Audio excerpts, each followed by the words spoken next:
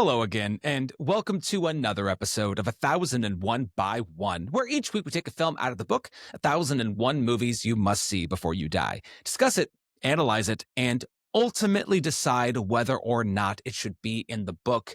My name is Adam St. John. My name is Britt Hobson. And I am Joey Rogate. And today we would like to invite you to venture into the New Mexican desert with us in hopes of clearing ourselves of our current afflictions, which the medical community cannot diagnose. Yes, my friends, this week we are going to be discussing Todd Hayne's Safe from 1995. This episode has been a long time coming, just in the background for us. We've had to move the date of this recording 3 times, I think, something like that. Oh, but we got it. We're doing it now. I'm so proud of us. Hell yeah. Go us. So before we do anything else, we'll start with recommends like we usually do. And Adam, what are you going to recommend for this episode today? Okay, so I almost went with a recommend of a film that is in the book. And I don't like to do that if I don't have to, just because we haven't discussed this movie, whatever. So I'm going a different way. I just remembered that I saw this movie, and I guess my link is complicated female leads. I love that. And I'm going to totally blank on the name of the person who directed this movie, but this is a 2026 movie. It is a recent release. And I am going to recommend The Drama, starring Robert Pattinson very nice. and Zendaya. Oh, cool. I don't know if either of you two have seen this, but to the listener, I'm hoping this weekend. Okay, so to be vague, because this is a new movie, and the movie really hinges on a revelation that happens in the film. Basically, Zendaya and Robert Pattinson are they're a couple. They're newly in love, and they are getting married. And at a dinner, like a food/wine tasting for items that might be served at their wedding, the new couple and their maid of honor and best man, respectively, start telling stories about the worst thing they've done. And Zendaya explains the worst thing that she has done. And basically from that revelation forward, things start to spiral out of control. And the sanctity of this relationship gets called into question. I think everybody is really good in it. But beyond that, it's a concept that really begs you to ask the question, what would you do if? I had a lot of fun with this movie. If you want to take it as a super serious movie, it's there. If you want to find all of the dark humor in there, and trust me, it's there, you will enjoy it as well. And I'm really, really kind of low on Zendaya, and I liked her in this quite a bit. And Robert Pattinson is finding this lane as nebbishly hot guy, and it's kind of we all know he's hot, but when he plays the kind of idiot guy, he is, I think the world finds him attractive. Yes, you know what I mean? Yes. But, I was that's subjective. Well, but... that's fine. I don't personally find him hot. attractive either. But liar. It works. It worked for me, and I fully recommend this movie. So The Drama. I'm really looking forward to seeing that. I have been in a show, so I can't really watch any movies right now, but that's one of the first ones I really want to make sure I get to once I have free time again. I wonder what that's like. It's going to be so nice. But I'm really excited to see The Drama. I think it looks great. And I do really like Zendaya. I actually think Zendaya is pretty good. So I'm excited to see what she does in this role. Nice. Joey, what do you got for us? Well, my guy, James LaGrosse, is in this. Roach from Point Break. So I was going to recommend his newer movie, Good One, but then I watched Point Break 2 days in a row. So I'm recommending Point Break by Catherine Bigelow because it's fucking great. And yeah, it's the best movie ever. And you know what? You're wrong otherwise. So again, I was like, oh, I'll go his newer one where he's a dad. Nope, he's Roach. And he goes from Roach to being the worst dancer in the history of the world in 4 years. And that's fine with me. Point Break, everybody watch it as much as humanly possible. I love Point Break. I've never said that I didn't like it. So I think it's a great recommend and a great movie, and everybody should watch it. That's how I feel. 2 nights in a row. I feel like everybody goes to the, I am an FBI agent. But for me, The quote of this movie is Gary Busey, and it's the Utah 2. It's just fucking phenomenal. Just great stuff. Oh, it's so Great good. movie. I have a very bizarre recommend. None of these recommends go together today. I would say Amazing. This is one of our most wildly just spread across every genre. And for me, I haven't been watching a ton of movies in the last couple of weeks because, again, I'm in a show. And I was in, so before that I was in tech week, and it's just been a lot. But there is one movie that got released on Criterion that I was so excited to see, and I managed to carve out 3 hours to watch it. And I really can't believe that it was so buried during this last awards season, and that's Resurrection by Be Gone. Nice. It's a love letter to film that has a great commentary on censorship, especially within film. And I don't think it's for everybody. Again, it's like 3 hours long, but it is 100% worth your time if you're willing to invest in it. I adored it. I can't wait to watch it again. I loved this movie. I thought it was exactly what I wanted it to be. So yeah, I highly recommend Resurrection. It's on the Criterion Channel right now. So go watch it. I've heard nothing but good things about it. It's beautiful. Technically, I'm jumping into the future from an episode that will come out after this, but Joey on the Brick episode, A Long Day's Journey into Night is a Be Gone film. Yes. Yeah. Be Gone is a filmmaker to watch, I would say. I was blown away by this one. So yeah, I recommend it. All right. Well, I guess we should jump into the film discussion about Safe. This movie was directed by Todd Haynes. It was written by Todd Haynes, produced by Christine Vachon. The cinematography was by Alex Nepomniachtchi. It was edited by James Lyons. The music was by Brendan Dolan and Ed Tomney. Julianne Moore plays Carol White. Peter Friedman plays Peter Dunning. Xander Berkeley plays Greg White, which I just have to say, I have only ever referred to this actor as George from 24. So knowing that his name was Xander Berkeley, I was like, what a freaking name that is. Like, holy crap. Then you have Chauncey Leopardi as Rory White, James LaGrosse as Chris, Martha Velez as Fulvia, Susan Norman as Linda, Kate McGregor Stewart as Claire, Mary Carver as Nell. Is there anyone else we need? Like, there are a lot of people in this movie, but they show up for small amounts of time. So if there's somebody you all would like to shout out, please do. Otherwise, I think I'll stop there. I didn't think you'd get to a later moment.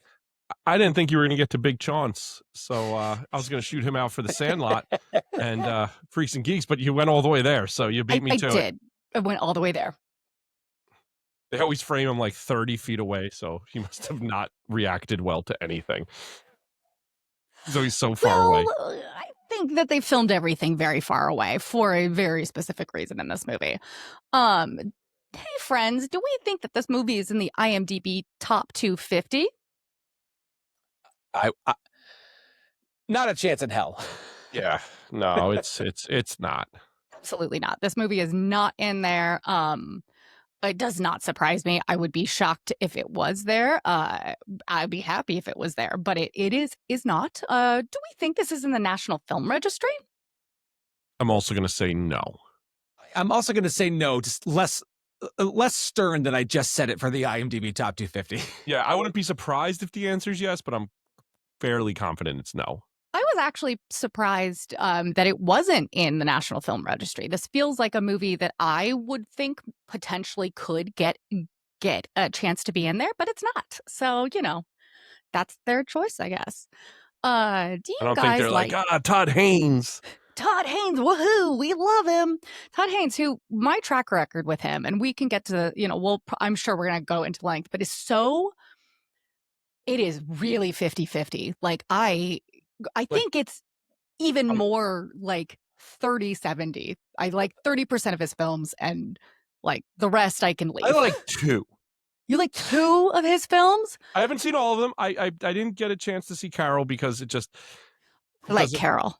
Yeah, I just Carol haven't gotten there. good. So potentially 3. I haven't gotten that, but I watched others for this because, like we said, there was some rescheduling going, so I did get to watch some stuff, and I like 2.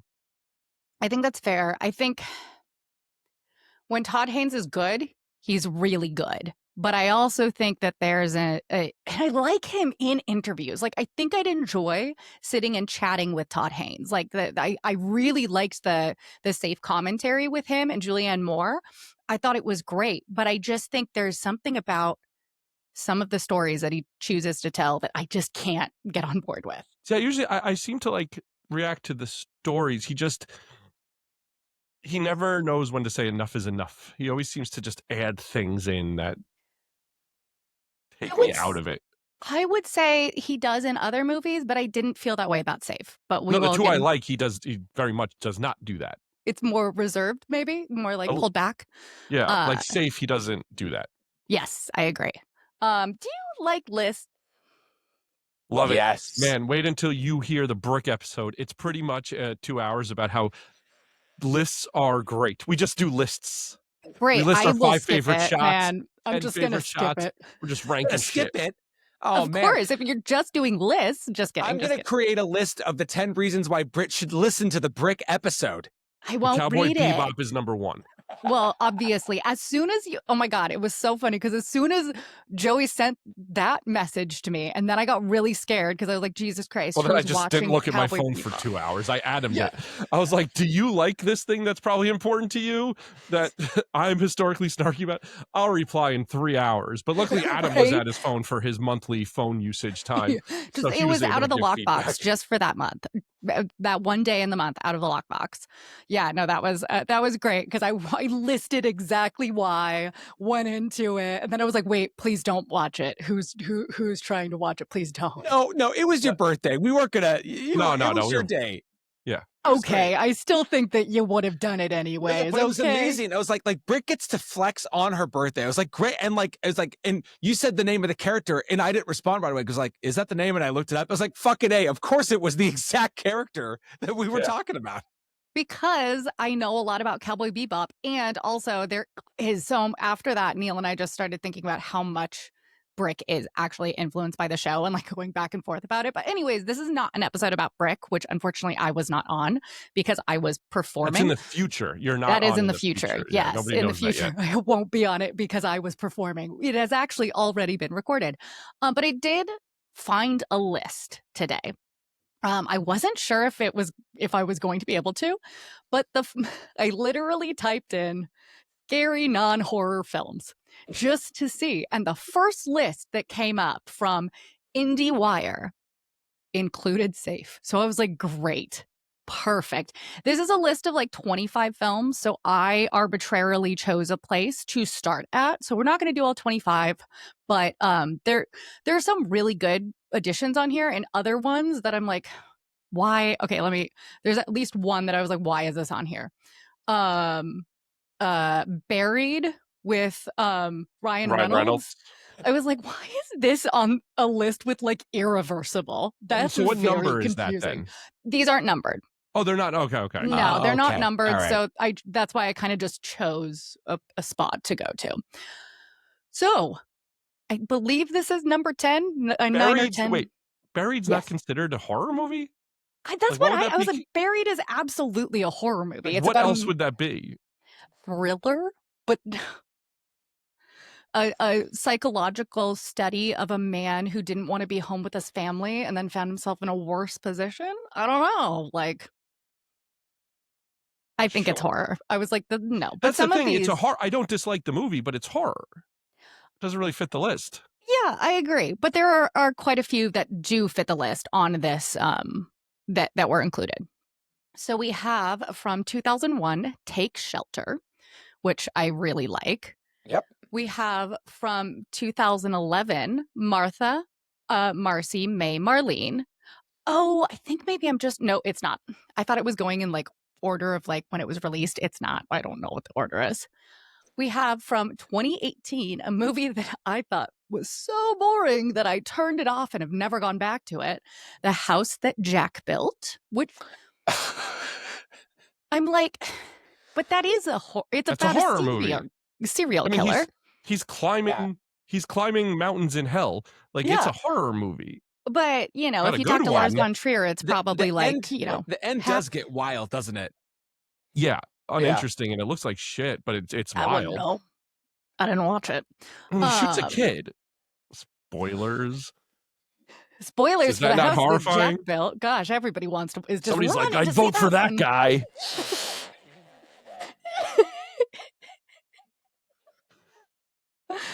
Oh God. From 2012, we have We Need to Talk About Kevin, which I do agree. yeah. I don't think that is That's- a horror movie, but it is fucking scary. That's a good one.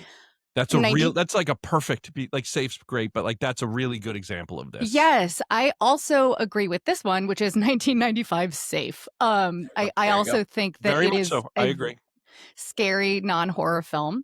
2005's Cache, which Adam and I have talked about so many Jesus. times. God, that Joey, have movie's you so watched good. it yet? Yeah, I watched it somewhat recently. Oh my God, really? In the Oh my past God. year. No, I did not know that. You guys were talking about it one episode, then it came across, so I watched it. Great. It's so good. I love that Really movie. good. Also very much belongs here. Yes. We have a 2013's Enemy by Denis Villeneuve, which I think is an interesting choice. I really like that movie, but I've only seen it once because I was like, I don't know if I need to experience that again. Valid. But good addition, I think. Agreed. Next, we have a movie that we are going to be reviewing on the podcast next season. So in 5 years. Varsity Blues. That is 1992's Man Bites Dog. Which Yeah.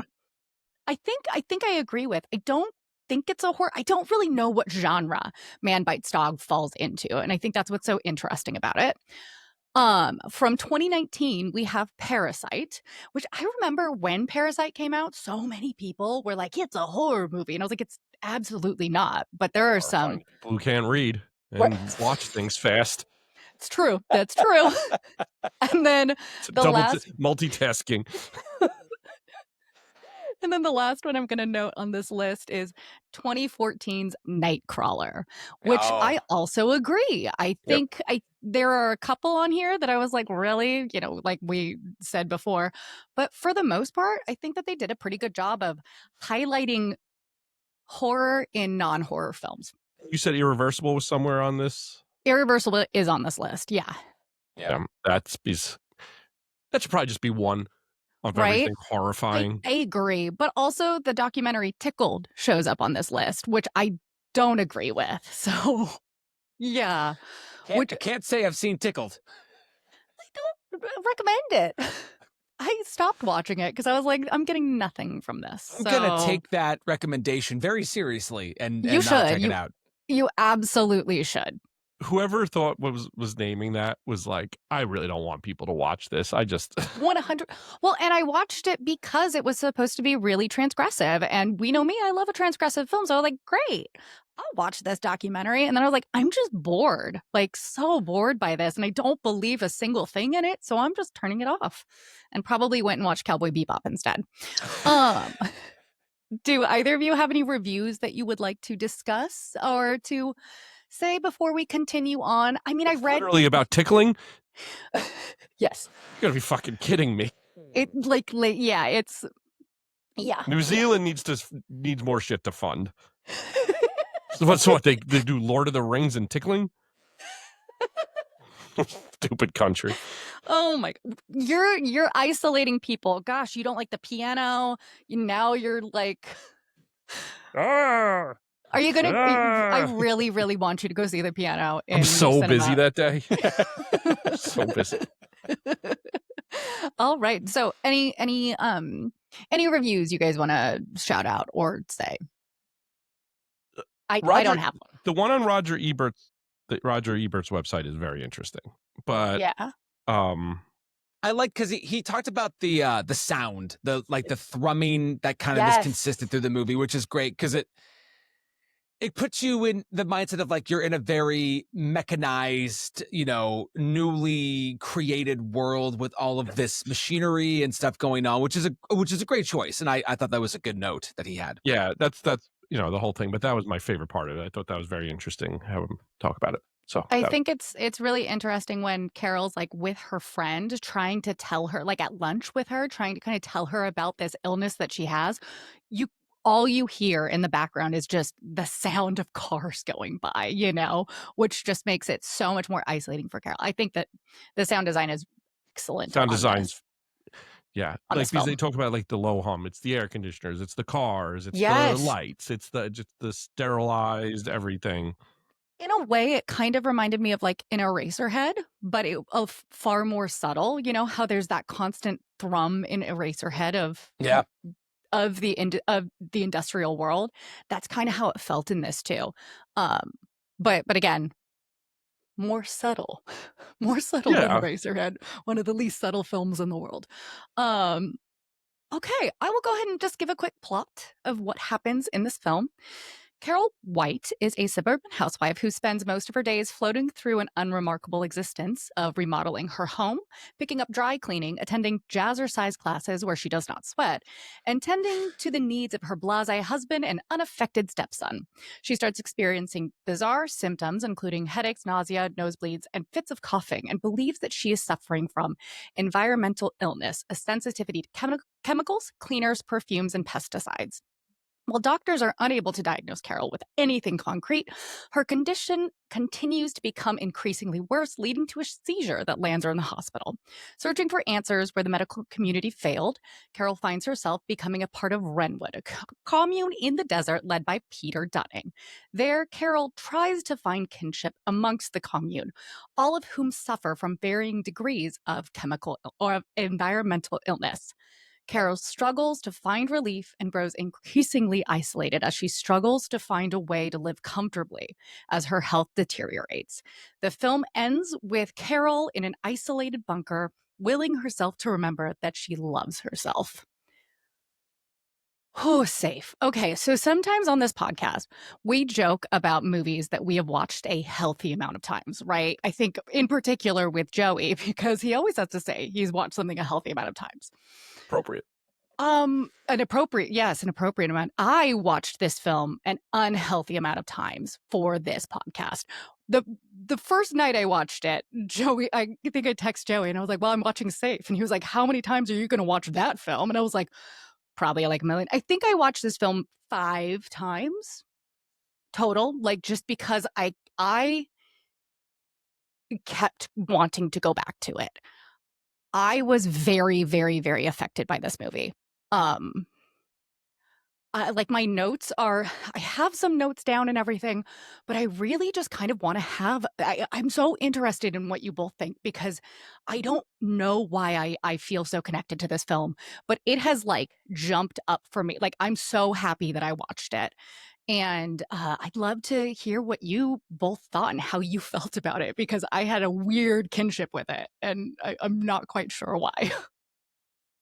So I had never seen this before, but, I work with sick people every day of my life, Mm-hmm. and the thing that they nailed in this is how when someone's sick, the family either, like, rallies behind them or just fully it becomes a burden on them that now Yeah. they have to apologize for and fix and like it, and I think they do a really good job of just the community failing her and Yes. making it all on her, and I mean, I'll jump here, my quote of the movie, she says, um, "I'm sorry, I know it's not normal, but I can't help it," right? Like, instead of feeling supported and good, and that's being around people who are sick all the time, especially women, honestly, Yeah. man, not feeling that and feeling this something that you can't explain and your body betraying you. And listen, is it the environment? Is it her kind of filling up her banal life? Like that doesn't matter. It's the No. way the world reacts to her that matters to me. Yeah. And I think this is a really good example of medical misogyny. We see that constantly. I mean, as a person who presents as female, who is female, I have been treated so poorly in doctors' offices so many times. My mom has been treated terribly. It took her years to get them to look at her thyroid, and she's had 2 surgeries to get it out because she was growing tumors on it, and nobody was believing her. My sister spent a year trying to convince doctors that something was wrong with her knee, and she ended up having a shredded meniscus in both of her knees that they made her do months of physical therapy for because they didn't believe her. And it's such a common thing that I think a lot of females have come up against. And I think that it's shown very, very well in this movie. And I think that's probably why I connect with it. And I also have like weird things that I don't have answers for. Like I get hives all the time. And basically when I've gone to the doctor and had, I've had tests run and they're like, we're probably never going to know the cause of it. And I'm like, great. So I just have to hope to God something isn't going to give me a hive and I'm going to have to, take more antihistamines, right? I think that this movie really does showcase that well. Adam, what do you think of Safe? Well, I think a lot of Safe. I wrote just over 6,800 words about the movie Safe. Whenever the hell that was. I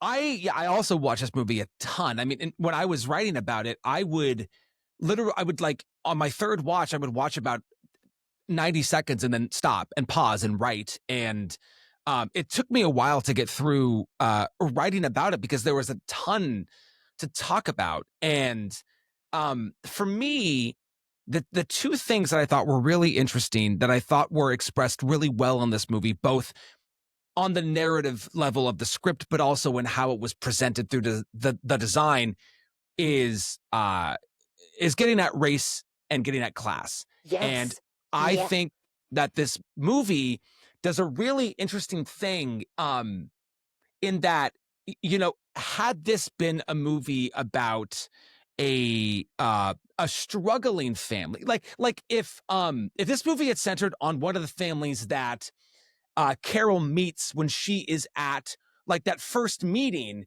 Yeah. Right. Yeah. It's not that it's less interesting, but it's a little more predictable. But like her coming, like the opening scene of the movie is just focusing on the Mercedes-Benz emblem as we're driving through this very nice, protected neighborhood. Yeah. And the way in which all of those things are reinforced throughout the movie are really interesting, and they really help create, in the best way possible, a very complicated character. Because that's what makes this movie interesting, is trying to understand just what is happening to her. Is it happening to her? And like, what is it like? How much of it is circumstantial? How much of it is environmental? I think the reason why it's a great movie to do like on a podcast is because it is fucking endlessly discussable. Yes. Well, because there is so much, right? Like, and like you said, this doesn't turn into like they have access to whatever, right? Okay, need a doctor, here's a doctor. You need a psychiatrist, here's a psychiatrist. You need to be like, everything happens right there. There's no superfluous conversations. It gets to be about the disease because Carol in the beginning is uninteresting, right? She's not complex. And she becomes such a fascinating person watching this devolve, right? And take over. Devolve is probably the wrong word. And just be kind of like just taken over by something that nobody understands. Or really believes. Like, honestly, so many people in her life don't believe in what's happening to her. They'll just not care enough to even give it the time of day because it's not straightforward, right? Yeah. Oh, no, it's not straightforward. I mean, this environmental illness is now it's known as multiple chemical syndrome, and it is still a huge hot button topic because it basically still is not recognized because it's impossible to really diagnose. Like, the symptoms are so bizarre, and it does not show up on tests the way that a normal illness would. So, I mean, people still to this day don't believe that this is happening. And I just found that the movie it's so specific about Carol White. And Julianne Moore does such a good job with She's awesome. Very difficult role. Like, I was enamored with her the entire movie. God, it's just watching her deteriorate as the film goes on, even though she's kind of you think maybe she's finding more out about herself, is so fascinating, which makes the ending of this film so bleak and so heartbreaking when she's just trying to convince herself that she's still like that she loves herself. Do we think she ever loved herself? Like, No. And I think that's no. why when this is over, like on the surface, it's like, oh, she's still trying to love herself. It makes you feel terrible. Like I Terrible. watched this twice and it's just, you feel bad because she doesn't and she knows it, but she is trying. And as she's staring at the welt on her head and it's all there. I mean, and you know, it goes on for an extra more seconds than you would think. And she's really good in that scene and she's heartbreaking. And she explains earlier on that she's not from California. This is not, she married into this relationship. It's not her son. Like, I don't know how much she is, how well accustomed she is to this world. And we never really fully find out. No. But, I think, like, again, part of what I find so fascinating about this movie is, so she finds Wrenwood. She you know, Yeah. do you smell fumes? Are you allergic to the 21st century? All of that stuff, right? And she finds Wrenwood, and maybe it's just because of certain people that I have to interact with on a fairly day-to-day basis. Yeah. But then we you know, and Joey, what you said about like the family kind of giving up, like, or and her friends being like, what the fuck is this, right? And I can't wait to talk about like the way in which despite the fact that she's having visceral physical reactions in front of the people that she knows, still is like, but get her away, what's going on? But she goes to Wrenwood, and it's just in a more positive light. It's still like everything's wrong with you. And, Yes. and it keeps getting more isolating. And I don't want to say what my favorite scene is yet because we haven't gotten there yet. But like the Peter Dunning character is so interesting because it wasn't until the last couple of years, working in academia specifically, that I heard the phrase toxic positivity. And that was on every watch of this movie. When she gets to Wrenwood, I'm like all the alarm bells are ringing, because she's either in a world of, and I'll use, you know, like of toxic masculinity, right? Where it's like, I'm going to do what my husband says. I'm going to do what my male doctor says. I'm going to do what my male psychiatrist says. Or it's, hey, we can fix you with words, except for that's not working either. And right, she is smack in the middle of two things that just clearly are not working for her. And then watching her try to navigate all of this is what it's, I hate to say it's compelling, because by the end of the movie, she's still trying to convince herself that something is going to work for her when it hasn't. And I don't think it will. I think that's the really depressing part about this movie is Carol will end up like the man she saw walking at the the outskirts. Lester. She will end up like Lester. And it's interesting because there's things change but stay the same, right? This is in the 80s, and if this was made today, she would have found Wrenwood by some shirtless rip dude in the supermarket selling his thing and shitting all over everything, right? Like, you're eating seed oils, and just like yelling things, like, oh, who eats Lucky Charms? This is why you're getting seizures. And then at the end, a link to Wrenwood, right? Like, there's always this, as long as you could pay for it, I'll give you the next thing. Yes. It's the snake oil salesman. That's right. Like, that's a term because people are selling snake oil. It doesn't exist. Yeah. So it's interesting watching it play out because, in the 80s, made in the 90s, takes place in the 80s. Yeah.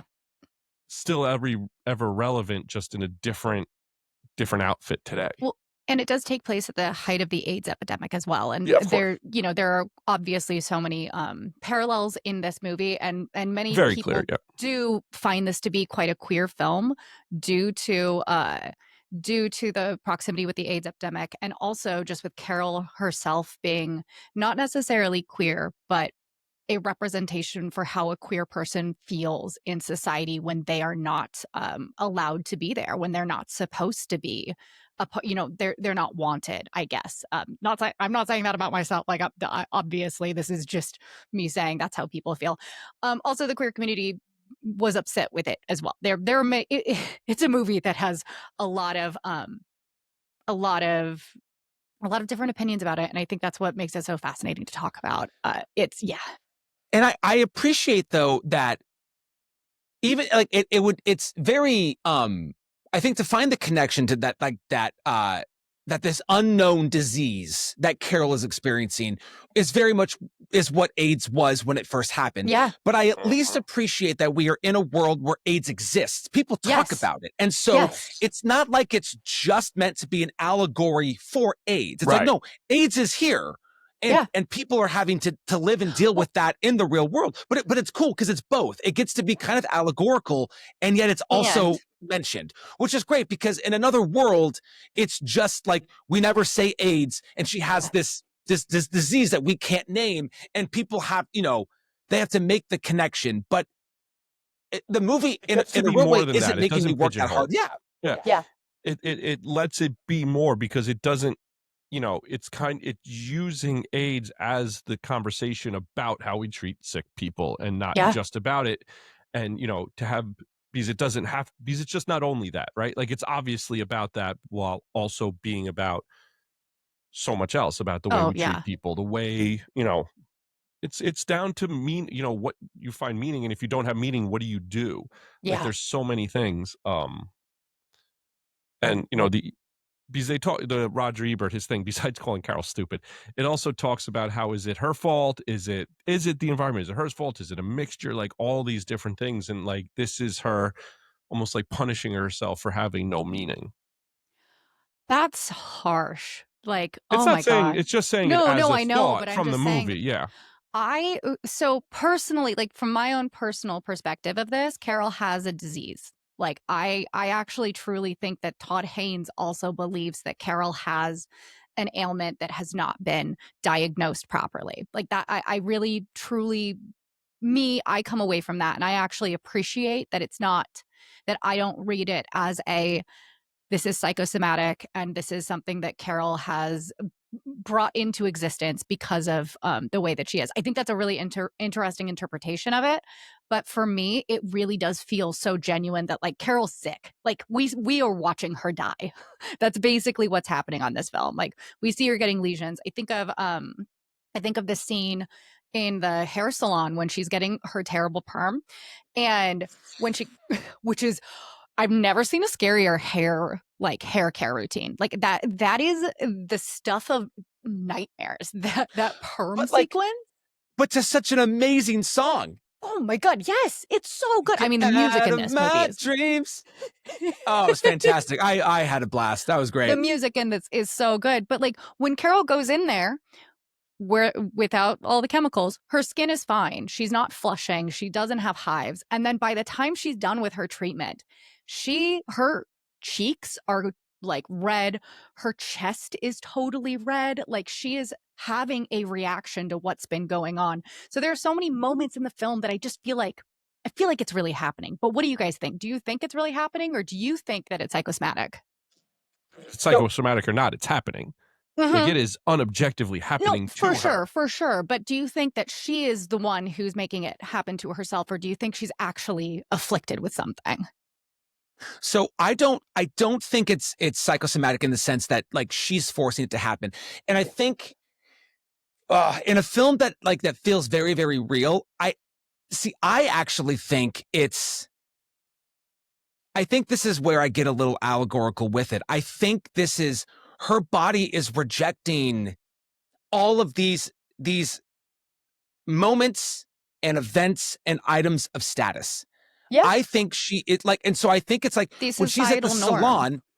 Yeah, I think it's like that she's having a reaction to that, right? I did, of course, because I did a lot of research on this movie because I was writing on it.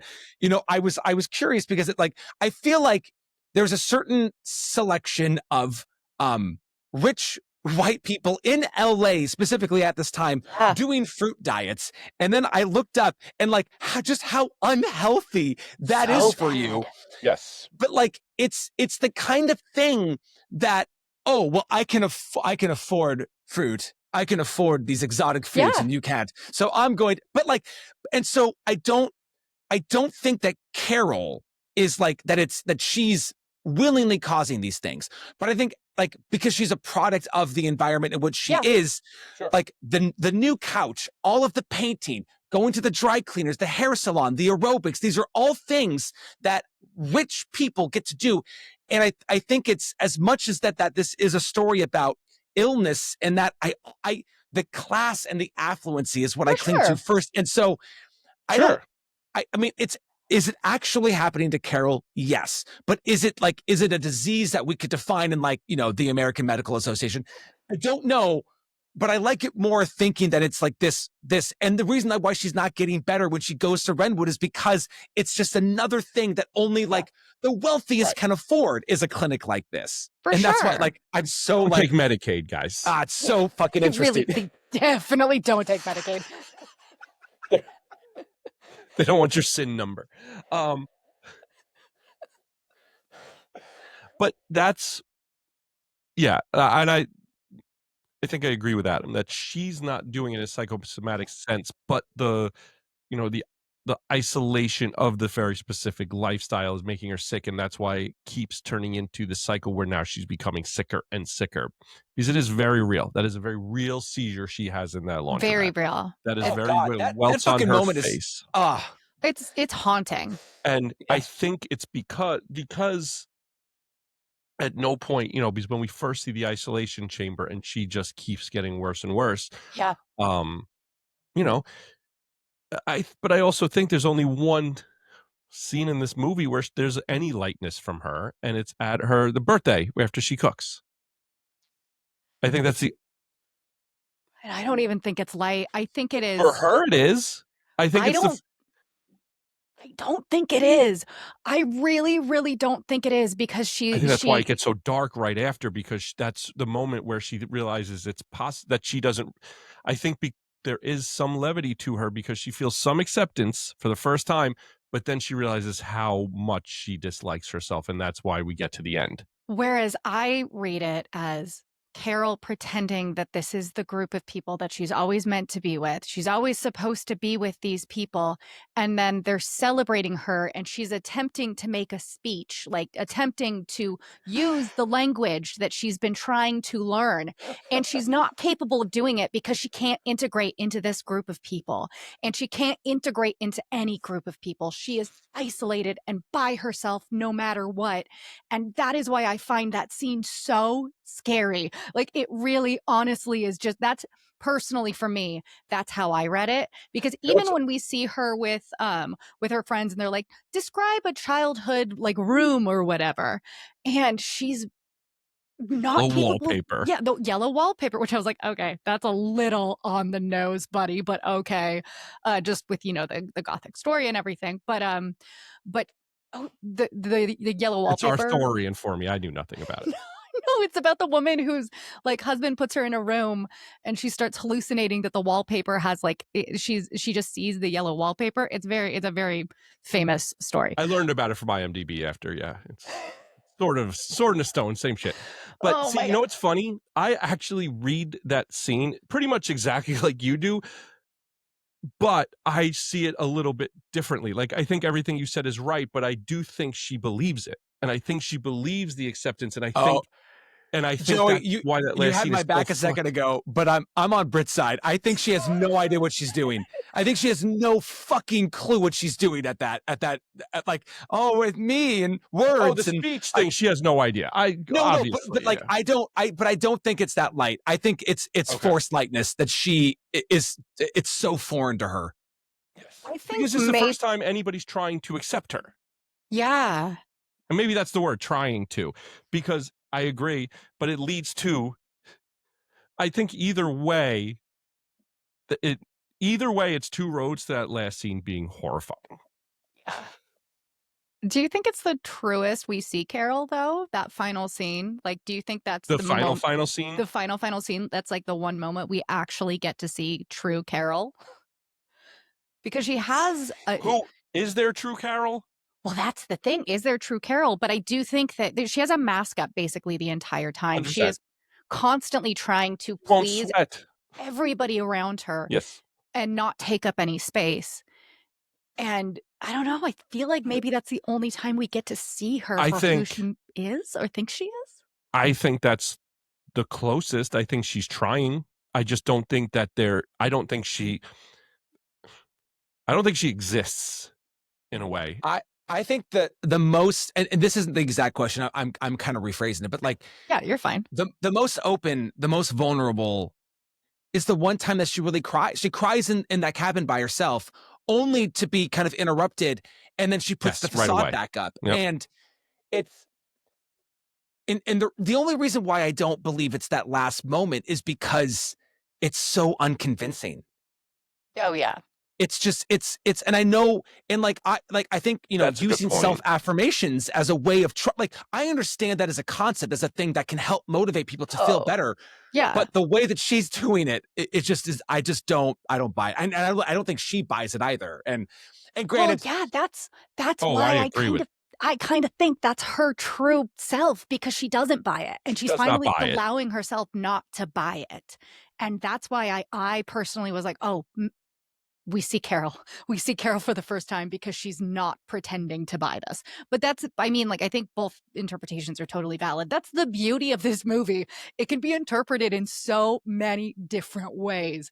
God, I loved this film. I think that my Letterboxd review was just Jesus Christ. Maybe Jesus fucking Christ. Like, And this is a perfect example of something that just rewards like staring at everything. Like you can't really look away because you have to be fully in. You have to notice the small hump, as Hebert Well- talks, because there's so many different things. And this could just, I don't know, I could also see a world where people are super wrong and say, no, nothing happens. And I think that's just missing so much. well, so two things. One, I read something where, you know, apparently Todd Haynes drew some inspiration from the ultimate movie where nothing happens, Jean Dielman, which is kind of funny.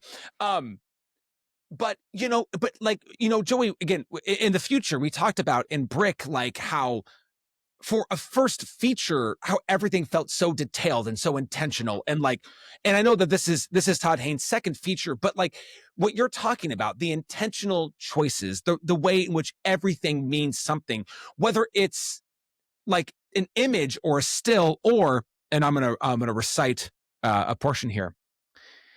In the 80s, there are more and more gangs in the Los Angeles basin, plus many more stabbings and shootings by AK-47s, Uzis, and MAC-10s, killing numerous innocent people.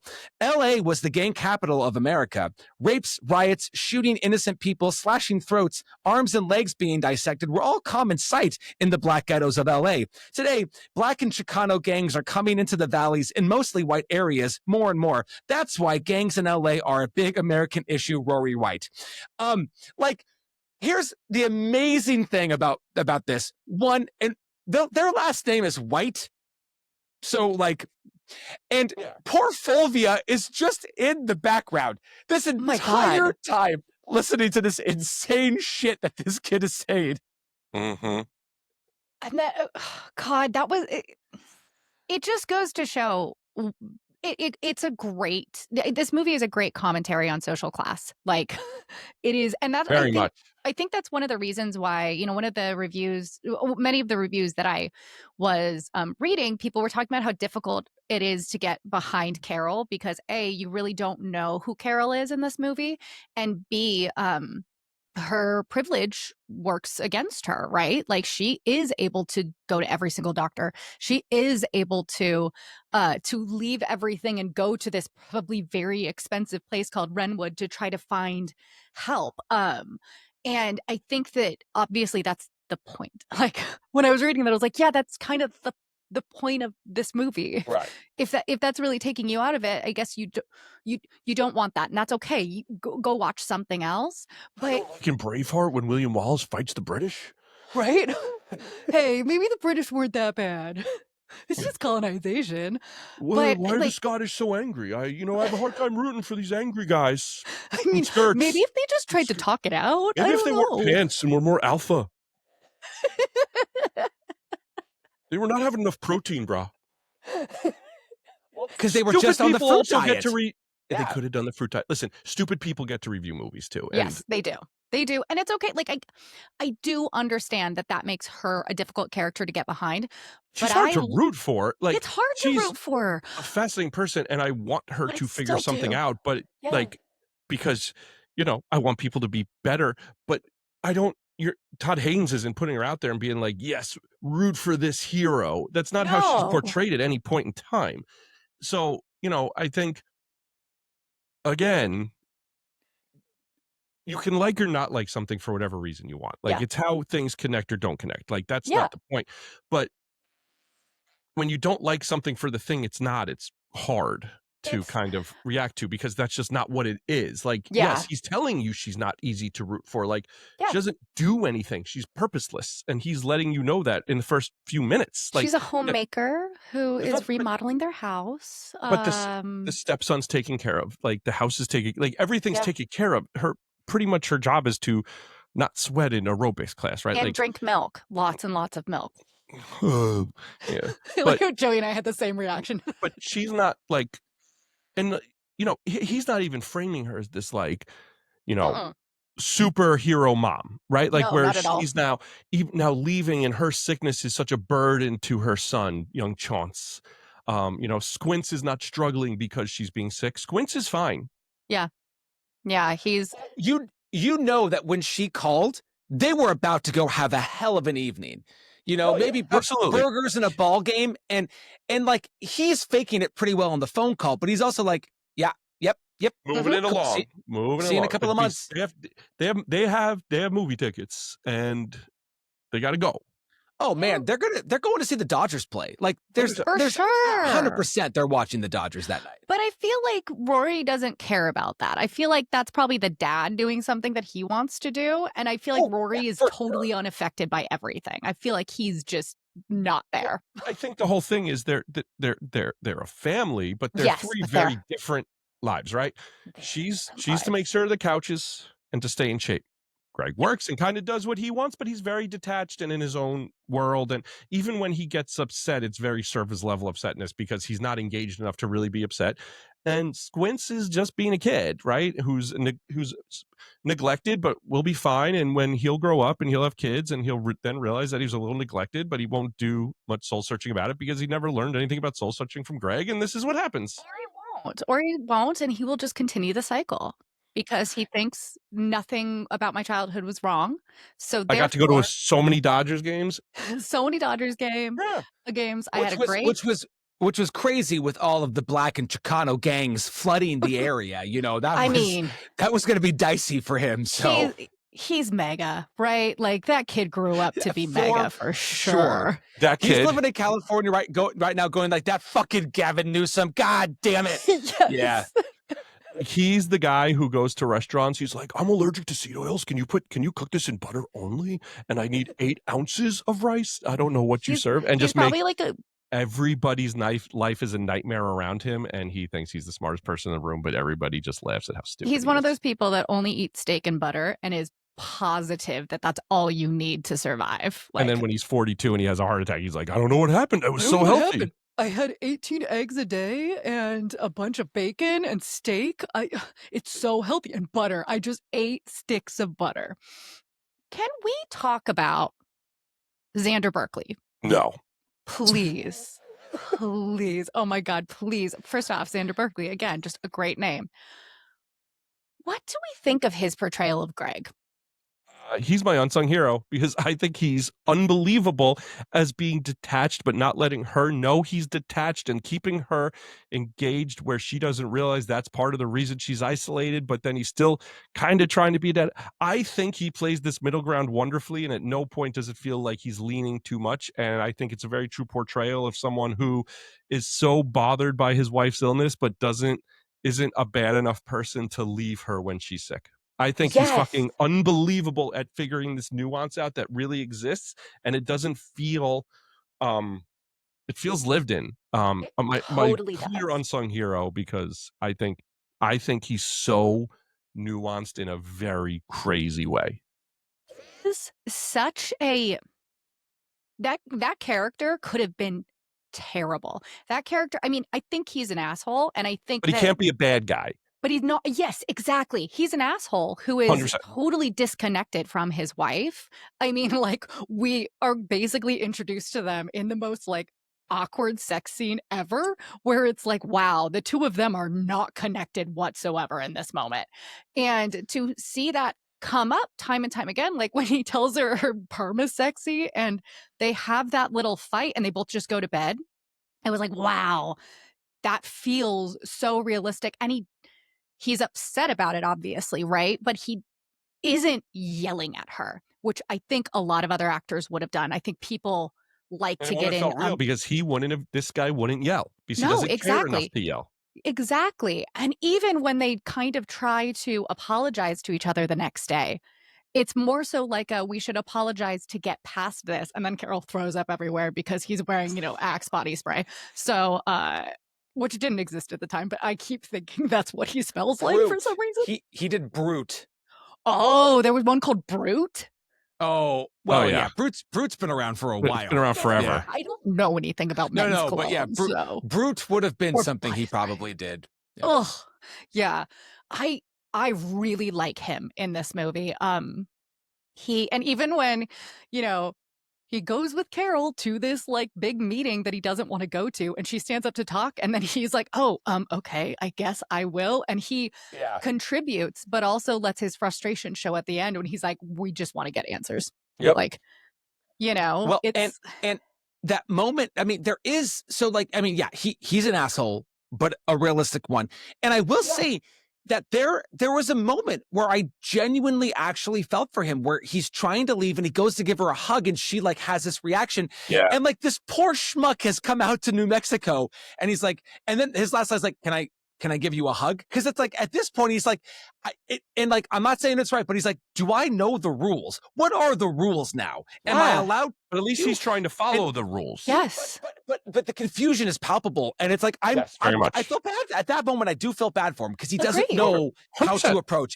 I thought he was and he's so known for being I actually heard this actor on a podcast once referred to as a shit heel or a shit weasel, actually, because he tends to play these shit weaselly characters.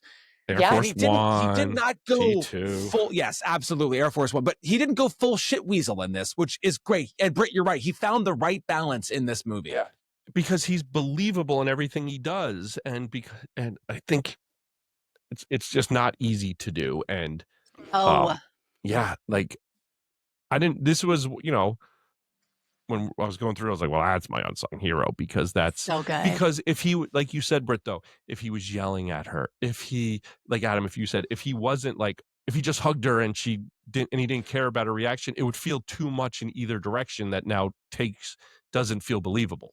Well, I think that listening, I'm not sure if either of you watched the commentary with Julianne Moore and Todd Haynes, and I believe it was Christine Vachon, the producer, but they were talking about in the scene where he's propositioning her after she gets her sexy new hairstyle, and he's supposed to say something like, "Oh shit," or "Oh fuck." He was supposed to say, like, swear instead of saying, "Oh boy," and it was actually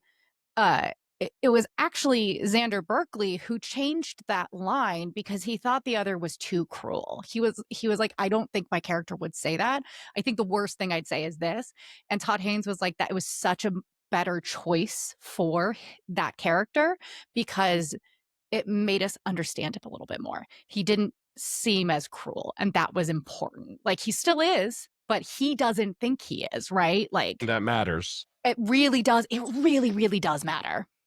It's a small thing that when it comes to delivering dialogue, especially if you don't overly think about it, you go to the kind of the easy choice. And even though this person I'm about to say is basically become a giant weird piece of shit, but David Mamet, when he was talking about Glengarry Glen Ross, he was talking about the character of Roma, and because obviously Mambit puts a lot of swearing into his dialogue, but part of what he was saying was that nobody gets it right because everybody hits the swear word, but that's not really the point of emphasis. And so there's a monologue that Ricky Roma has in Glengarry Glen Ross where at the end of it he calls somebody a fucking child. And he goes, most people will go, "You fucking child," but he's like, no, fucking is just part of it, part of the word. It's child. It's like, you fucking child. And so I think by like Xander Berkeley showing that that forethought to go, you know what?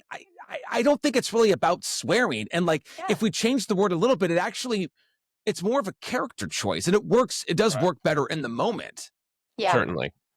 And he also is like, you know, when she is at that terrible dinner party, there's so many bad like dinner parties and lunches in this where the guy's telling the story about the stuck vibrator, I think. Hilarious. So funny. And Carol's not laughing, which I was like, I also would not be laughing. So this is understandable. Afterward, she apologizes because women are brought up to apologize for everything we've ever done. I'm still trying to unlearn that behavior. But instead of saying you should have acted better, he goes, I think you should go see the doctor. Like trying to find a way to say, maybe this is something we can fix, right? Maybe this is something we can get past. But also that's the next logical step.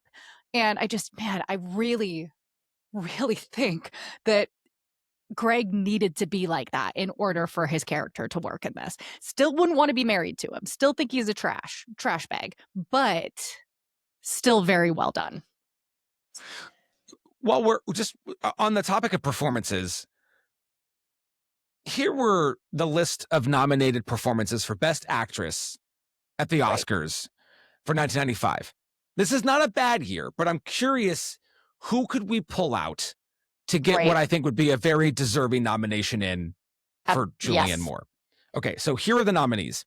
Elizabeth Shue in Leaving Las Vegas, Sharon Stone in Casino, Meryl Streep in The Bridges of Madison County, Emma Thompson in Sense and Sensibility, and winning that year was Susan Sarandon for Dead Man Walking.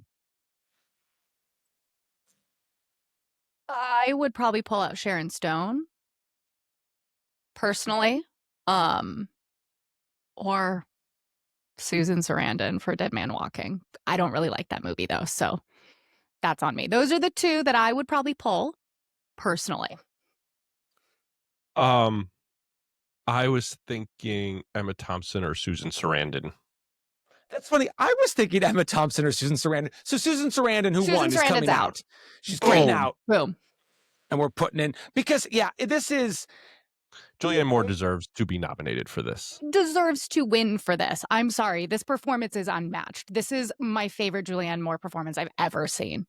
Well, that was the other thing I was going to ask is Mount Rushmore, Julianne Moore performances. Because I think, I know, and I feel like one of my choices is very like chalk and whatever, but like I'm going to give her Still Alice, which she won an Oscar for, which is a complicated performance. Not a great movie, but a good performance. I can't watch it. It really, I started it and it made me too sad. I couldn't do a great performance. Totally fair. Obviously safe. I'm going to give her Magnolia because I fucking love her in that movie. She gets to fucking chew all of the scenery. And then it's the fourth one. I guess I'd probably go the other Todd Haynes with Far From Heaven. I would go with, I really love her in The Big Lebowski. Oh, I mean, solid choice. That's a solid choice. I agree with the other three, but I would probably do The Big Lebowski because I just really love her in that. That's fun. I like that. She gets to be fun. Yeah, that's fair. That's fair. Yeah, that's good. I'm good with Lebowski. She's good in Children of Men for the 10 minutes that she's in it. Yeah. Banger. That's a solid movie. Yeah, that's a good one. It's a good movie. Okay, Joey, I'm interested. So you said you like 2 Todd Haynes films, and I'm curious, what are the 2 films that you like? This and May December. Oh, Jesus fucking Christ. I like May December a lot. Yep. Oh, I like it a lot. I think it's real good. It's real good. Both. I remember. Yeah, I didn't remember that you liked that movie. I do very much. Yeah, I hate May December. I really, really do. I heard it hates you too, so it's fine. That's fine. That's absolutely fine. I do have a weird connection to the story behind it because, like, I had met the people who it's based on in person. So I was like, this feels very weird. But I also just didn't really enjoy it. I really do like Far From Heaven, and Me too. I like Far From Heaven. I like Safe. I like Carol. And I've only seen it once. I liked I'm Not There the first time I saw it. I haven't watched it again, and I think the soundtrack's a banger. But I very much did not like I'm Not There. Yeah, ditto. Yeah. I like Heath Ledger in it. I did not like Far From Heaven, and I hated Velvet Underground. I haven't seen that. I To wasn't be my completely favorite. honest, Christian Bale, I'm less of a fan of him because of that movie. Like I Fair. really, really had like, that was the pretty sure I watched Point Break for the second night in a row after that, because I was like, that sucked. I need something good to make me happy, or else I'm gonna have nightmares. Because it wasn't even like, oh man, it didn't hit, that stinks, didn't work for me. Like, we're Far From Heaven, it's just not for me. It's fine. Or even I'm Not There. Took a swing, too muddled. Yeah, At some point something has to totally. connect, just not for me. But like, the soundtrack's real good. Heath Ledger's real good. Velvet Underground it's just like piece of shit. Yeah, I'm not sure that Todd Haynes movies are for me, is what I've kind of decided. But if I like that he takes swings, and I Me like that he does too. different things though. So I do like, I know he's doing something now that is happening, which is cool because it almost got derailed. So I'm happy. I'm happy. Well, it did get derailed. It did, But it's because back now. Yeah. yes, But it it's got back. pushed back for like 2 years. But like, whatever. It's happening. Whether I like it or not is insignificant. Like, I'm happy he's making things because again, He I'm has Not a There is strong interesting. voice. It doesn't work for me, but it's interesting. Yes, and some people really do like Todd Haynes films. People And I are think very that's high on him. Yes. very high, and I think that's great. I think he's a really fascinating filmmaker. But like, I understand people liking Far From Heaven. It doesn't connect to me, but like, I get it. I'm like, I understand why this works for people. Like, there's certain things where I get it, so it's fine. really Like, like I Far like From people like that making things. You don't have to just, it's not about me liking it. It's about interesting people making interesting things. And I do like I like Far From Heaven and Carol, but the thing about Far From Heaven is that because we're placed at a very specific time, it's not really allegorical. It just Yeah. is what it is, right? Yeah. Like, there was segregation. You could not be gay back then. And so like, when we see those conflicts come to fruition in that movie, we understand it culturally and historically. Like, yes, Right. and that puts Carol or Carol, what the fuck is her name in Far From Heaven? I can't remember. It puts her in a really tough spot, right? I think it's Kathy, actually. But in this movie, it is her in the 80s, right? But it's also like, it's made in the 90s for sure, but also like, and I could not help, and I wrote about this a little bit in the pieces, like the direct correlations to COVID, like just what it was when you had to like isolate and go into these, like, be away from the people in your same house because you had it. I mean, it was crazy. And so I think the correlations to like what it was to live through the pandemic is, so people could watch this now and think 80s and think AIDS and think about the disease that she has that we can't name, but also think through their personal experience of what the fuck 2020 was. Yeah. It was, I mean, wild times, the most isolating times I've ever been through, in my life. I remember during that time, I was the only person in my family still going into work. I had to physically go into the office. And so even when they started saying you can open up your bubble so that you can be around other people, I wasn't allowed to open up my bubble to my family because I was so concerned that I was going to be bringing this disease that we knew nothing about basically at the time to them. So it was just me and Neil was no longer working because his work got closed down. So like it was just the two of us for months, which like honestly it could have been worse. We really love hanging out, so that was great. We watched so much Cowboy Bebop. Actually, you know what we did? We watched 400 plus episodes of One Piece. That's what we did during COVID. We got very into One Piece, and then I was like, I'm done. I can't do any more of this show. It's over. Like I want to say now it's up to like 1,100 episodes. I think so. I'm very far behind, but Britt, that's what we did. I did have a student earlier this year try to explain One Piece to me, and when they said how many episodes it was, I was like, listen, we could have 47 hours together and I'm not going to get this. So I appreciate you trying to tell me about it, but I want to save you some time and just let you know that you can stop. One Piece is, you don't want to dive down that rabbit hole. I promise. God, yeah. And it is, but going back to COVID and the allegory, this is a movie that I think still hits now. Like, we can watch this and it's still totally relevant. Even with the privilege of Carol, that's still relevant, and some would say even more relevant now because of the way that the country is going. Like, these are all things that we unfortunately still recognize in our own society. Things haven't gotten better. They have not. But we all know what it feels like too, to be like, something is wrong with me. Can't you see can't you see it too? Yeah. And to go like, I cannot Yes. see it. And that's very relatable. Well, the scene where the doctor's saying, I understand what you were saying, but it's not showing up on the tests. I'm like, I feel that because I had a weird allergic reaction.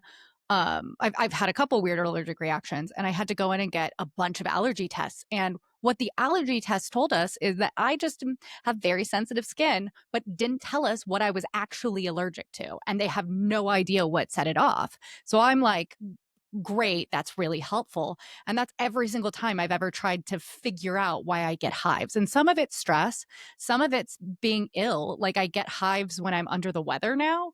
So, but that whole scene, I was like, oh my God, it's so relevant. And it's interesting because I found a lot of creators that were women who did commentaries on this movie. They ended up talking about their own medical issues. And to be perfectly honest, I found it very exhausting at first, because I was like, this is not why I came here. I didn't come here to hear about your medical issues. I came here to understand what you saw in this film. But then I went back and I was like, no, this is probably the first time this person has felt comfortable talking about this, because this movie spoke to them so deeply. And then I found that to be such a moving experience, that I was glad that even if it's in such a sad way, people were seeing themselves reflected in this character, reflected in how society doesn't believe in what they are suffering from, even though they continue to have these symptoms that aren't going away. Like, I find that very interesting. So Joey has given us his unsung hero. Adam, who's your unsung hero? Okay, so my unsung hero is Rio Hackford, who played Lester. Lester is fascinating to me. But then I want to tell you a little bit about Rio Hackford, because I knew none of this. Rio Hackford is the son of Taylor Hackford, who is an accomplished director, directed Ray and Dolores Claiborne and a lot of other films. Was on like Treme and another like HBO kind of show. Which I think is just kind of crazy that like he's this masked character whose face you never see in the movie. And then I found out that he died at 51 of uveal melanoma, which essentially is cancer of the eye, which is like, God, just how bad, like, had that, like, what that had to be for that to be the way that you go out. But like, I just appreciate that, like, the son of a director took on a fairly thankless role by like just kind of skulking around the perimeter of Wrenwood. But like the image of him fully masked, not being able to like walk or act in any way, was such an indelible image for this movie. And so I'm giving my unsung hero award to Rio Hackford. I love that. I think Lester is such an interesting character, and somehow I do think that the image of Lester is why people think this is a horror movie. When you see environmental sickness, I think people, and myself included, I thought there would be more body horror within this movie, and I thought that maybe it would take I didn't know what the shift was going to be. I thought maybe the shift would be that the environmental sickness was taking over more around, like, people around Carol instead of her going to a Wait, for like commune. a zombie movie? Well, not really a zombie movie, but I was like, what if this became a medical sci-fi movie? I could have seen that happening, and they chose not to take that route, which is totally fair and I think a I'm much glad smarter they did choice. it the way they did. Yeah. But yeah, no, Lester's like, oh God, he's so interesting, and I think it's also a precursor of what Carol will become. I think Carol is the next Lester, right? Like, she's not. Things aren't going great for Carol. Yeah. Can I? No. Can I just, I'm not going to do, like, I've not read anything from what I wrote, but I do want to read the very last, like the last part of what I wrote, because it does bring in Lester. And we talked a little bit about where we think Carol ends up. So this is what I wrote at the end. At Wrenwood, some discoveries and improvements may have been made, but how does the film end? With Carol staring at herself in the mirror in total isolation, repeating the phrase, "I love you," without any real conviction. This isolation she finds in the igloo is the same isolation she has when she is within her gorgeous house, which leads me to believe that solitude may be key for Carol. Her fascination with Lester is not rooted in pity or the oddity of his behavior. It is recognition. Lester is the end point of her trajectory. On the periphery, masked, silent. For Carol to survive in a world that will not accommodate her, she may have to disappear from it, a lonesome journey of self-discovery ahead of her. That is what makes Safe so haunting and so timeless. It is not a story of triumph over illness. It is a story about what happens when no one believes you are sick and you start to believe it yourself. In the end, the safest place for Carol may be the farthest from anyone else. And that idea of Lester being the end, like, I think you're right. Like, I think that there's something about Lester on the periphery that Carol sees and acknowledges, and she hasn't gotten there yet. And the way the movie ends, we really don't know if she will, but I do think that like, she's going to need to find herself away from people for quite some time, I think. Yes. I think the ending is so nihilistic and there's no hope. She is on that trajectory. I feel like she degrades and deteriorates so much, like, at the commune. Like, it's like a rapid deterioration. We start seeing lesions on her body, and we didn't see that before. She's shuffling instead of walking. It's a very obvious change. Like, really relying on that oxygen tank when she's at Wrenwood. Yeah. Mm-hmm. Oh, yeah. Exactly. So my unsung hero is Todd Hayne's family members, because this was like $1 million budget. I want to say it was a pretty low budget film. They did not have the budget for many sets, and the entire house that Carol lives in is his grandparents' house, and quite often his parents showed up as background actors. His sister played a waitress. He really did rely on his family so much for this, like, and I just love that. I love the fact that his grandparents allowed him to let Julianne Moore throw up on their carpet. It just so much of it is so fun. Like, you know what's so in the wide shot of the bedroom where it's the morning after the fight, and they're and they're trying to make up, you can see the dust outlines of where things used to be that they moved, and it is so fucking funny, because that they just like, oh, that picture of us from 1954, we gotta move that because it's not gonna make any sense. We can't have baby Todd in here. No, I totally agree with that. But yeah, no, so mine's the family members, because I just found it really fun that they were so involved. Favorite shot? Who wants to do their favorite shot? Beautiful film. I have like two. Yeah. I know. I'm gonna wait.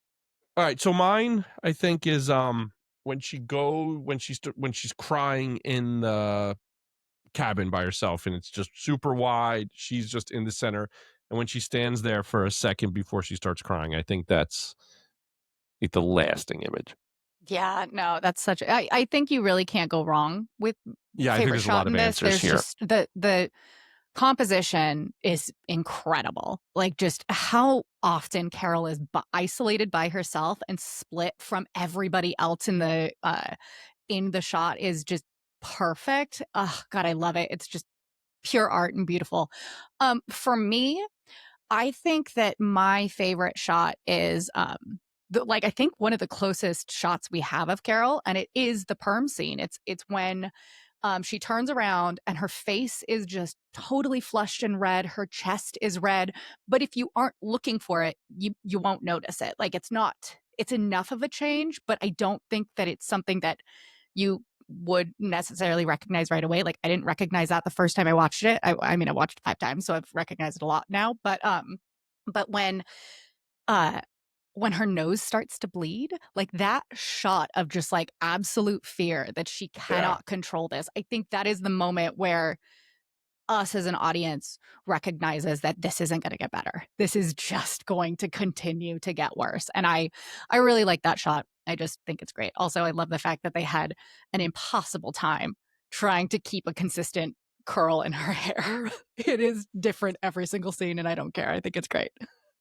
Yeah, I didn't notice that. Well, these are the kind of things that I notice. Or curls were wrong. Yeah,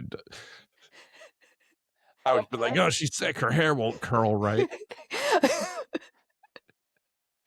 I also went with a shot at Wrenwood. And just to bring him back, like it's the wide shot of Lester, where like, but like You're obsessed. because we can see a lot of the I am the lot of the background though. Like I like that it really sets us in a place, and it's so not L.A. Yes, I really liked that shot. That's very good. I also really like the shot of we haven't even really talked about him that much yet, but of Peter Denning's house. Oh man, we can talk about Peter Denning. Giant that fucking house is.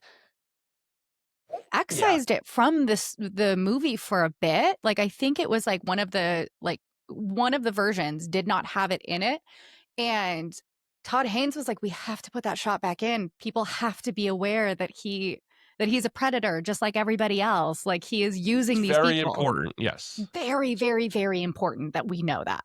And I love that shot for me. Favorite scenes. Okay, so I went with the scene that made me the maddest because I didn't, like, in a good way, like it elicited a visceral reaction from me, and it is and I didn't know what else to call it, so I'm calling this the "Why did you become sick" scene, because I got very, very mad watching this scene, and for what you just talked about Peter being a predator, like he is convincing these people that past traumatic experiences are the reason why they are the way they are. And every time I've watched this movie, it's made me very upset. But it's also really effective in showing that even here, people are not getting the help they need. Yep. So I picked that scene. Oh, yeah. All right, so I was actually going to go with that too, but I'm going to go with my second choice, which was because that scene really fucked me up because it's just like you're always being taken advantage of, no matter how much privilege you have. The scene, it's the last 2 scenes after they cook with like the that we talked about before into her by herself. Yeah. Saying I love you, like that's that whole stretch, just because still even at that point you don't know how it's going to go and it goes so bleak. It's really affecting. It really leaves you thinking and doesn't let you off easy. So it's an effective movie. I really do. I think it's a very effective movie. My favorite scene was the baby shower. I really one too. Oh yeah, I love it. It has my favorite line in the entire movie when she goes, "No, I've seen you wrap things," and you're like, "What does that even mean?" It's just Carol trying to find a way to relate to people and being incapable of it. The fact that Carol has to leave to try and force herself to be okay with everything, to be okay with the whole situation she finds herself in, and her just kind of rejection of the life that she's expected to live. Like she sits down with a kid who kind of looks like her and has a full-on anxiety attack. And the cattiness of the women around her, like the only time we see there's a shot without Carol, we hear people talking about Carol behind her back. I just think it was the scene that really shows how Carol is not meant to be in this world, even though it's what society expects of her. And I love that scene. It makes me really uncomfortable. And it makes me uncomfortable in a different way than like other There you scenes in go. the film. Yep. You know, it's like social anxiety for sure.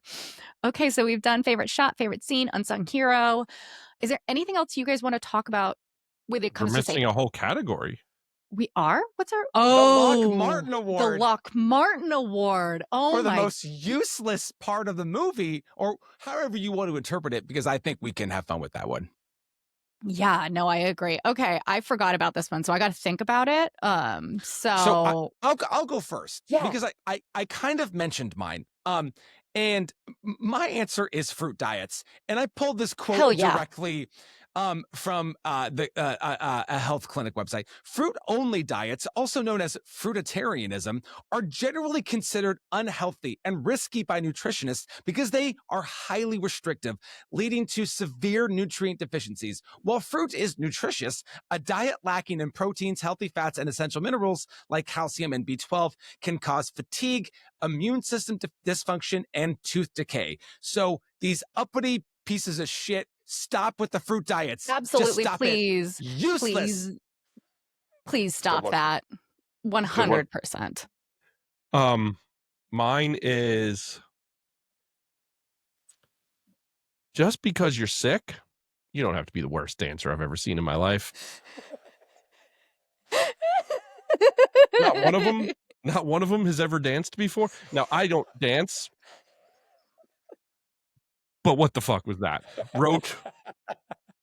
Like, just an absolute, just all of them. Like, you know what? I was watching, I was like, you know what? Maybe it's not a problem. You guys are isolated from people. They No one do wants you at their want to wedding. be there, you know? And, Maybe you find community in people who, got their feet for the first time the same day. yeah, two left feet. I'm going to go with milk, because foul. That's what made her sick. That's actually I bet her environmental illness came from drinking milk as an all adult. the time. You're not supposed to drink it once you're not a child, you weirdos. Yeah, But- no. She's a self-proclaimed milkaholic. She is. That just makes me Do heroin. gag. Why? Drink water. Come on. I Drink think anything else. the closest that Todd Haynes gets to being a little too on the nose is that the character of Carol White has Drinks a lot of to milk. continue drinking milk. Like there is, but I like it though. I like that it's like kind of getting that in there. I think that he is a lot more on the nose with things later on. Like looking at May, December, he's like, oh, here you go. Here's the mom that obviously thinks her daughters are fat because she keeps giving them scales, right? And I think he goes a little too far with that sometimes. But in this, the Carol White who loves milk, I'm fine with it. But milk gets the Lock Martin Award because, foul. I like it. Absolutely foul. Okay, is there anything else we want to talk about? I mean, honestly, I think we could go on for 3 hours talking about this film because there's so much in it. But we gotta stop at some point, We got right? things to record, folks. Maybe Yeah, we'll we got do other the episodes. we'll do the revisited. Yeah, for sure. I will shamelessly just go read what I wrote. Yeah. I sound very smart. I sound very smart in what I wrote. You're a very good writer who is also very good at analyzing film. But I also I teach this too. We write better than we speak. So we'll just put that out there.